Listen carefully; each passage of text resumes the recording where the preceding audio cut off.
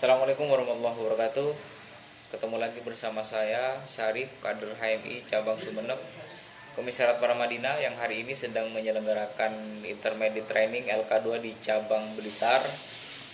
Dan pada kesempatan kali ini saya ingin menyampaikan critical review tentang materi Ideopolitor Stratak dengan rumusan tema kajian strategi dan taktik dalam menyongsong 1 abad HMI. Materi ini disampaikan oleh Kakanda Muhammad Abrayanto. Jadi berangkat daripada sebuah tugas dan tanggung jawab yang dibebankan terhadap kader HMI, itu ternyata juga korelasi dengan apa yang menjadi tujuan negara. Sebagaimana termaktub dalam pembukaan Undang-Undang 45 bahwasanya ikut melaksanakan mencerdaskan kehidupan bangsa dan ikut melaksanakan ketertiban dunia dengan berdasarkan kepada kemerdekaan abadi ya, dan keadilan sosial. Nah, begitu kira-kira redaksi yang korelasi makna tujuan negara yang dimaknai korelasi dengan tujuan HMI. Maka HMI pun memiliki tanggung jawab untuk mewujudkan apa yang menjadi tujuan HMI dan tujuan negara itu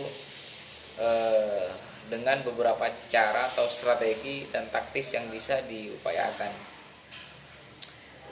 Misalnya bagaimana kemudian dengan menggunakan cara atau berpolitik dengan upaya bagaimana agar bisa mengendalikan sebuah kebijakan, sehingga kebijakan itu kemudian diorientasikan terhadap apa yang menjadi tujuan HMI. Katakanlah kemaslahatan umat dan bangsa, keadilan sosial dan keadilan ekonomi. Sehingga bagaimana caranya? Ya, ada 2 cara. Pertama, secara struktural, kita masuk menjadi bagian daripada struktural pemerintah, mulai dari tingkatan kepala desa, bupati, gubernur, sampai menjadi presiden, sehingga memudahkan kader HMI itu untuk mewujudkan apa yang menjadi tujuan bersama, yaitu masyarakat kita, masyarakat adil makmur.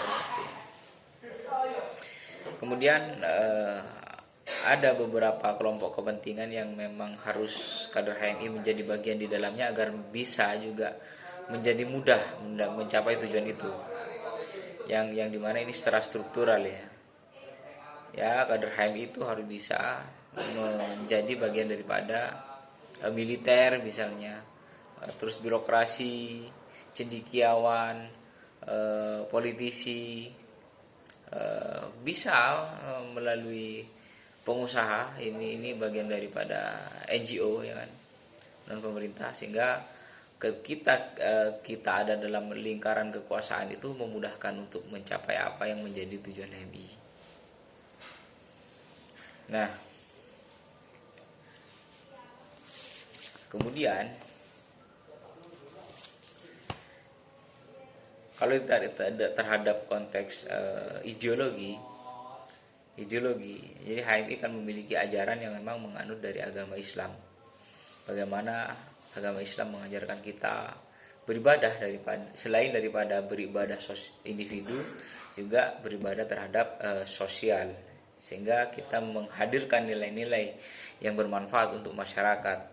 Sebagaimana ini juga korelasi dengan NDP bab 6 kira-kira, yaitu keadilan sosial dan keadilan ekonomi melalui agenda-agenda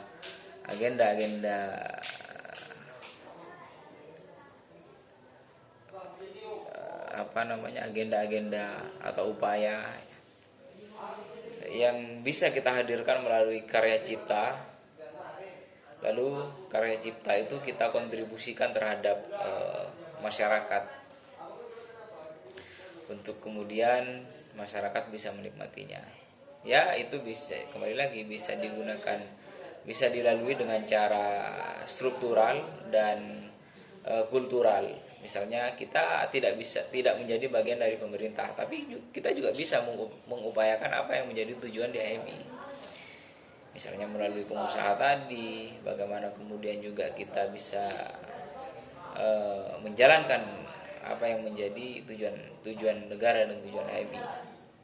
Ketika konteks keadilan, keadilan dan kemakmuran, adil makmur, maka kita bisa dengan upaya melakukan sedekah atau zakat, sehingga itu merupakan gerakan untuk kemudian membantu apa yang menjadi tujuan negara. Melalui amal-amal soleh itulah yang mengantarkan itu bisa memotivasi orang lain untuk kemudian berbuat hal yang sama, yaitu ikut membantu terwujudnya masyarakat adil makmur yang diridhai Allah Subhanahu wa taala. Mungkin itu sedikit ya. Terima kasih. Saya akhiri. Wassalamualaikum warahmatullahi wabarakatuh.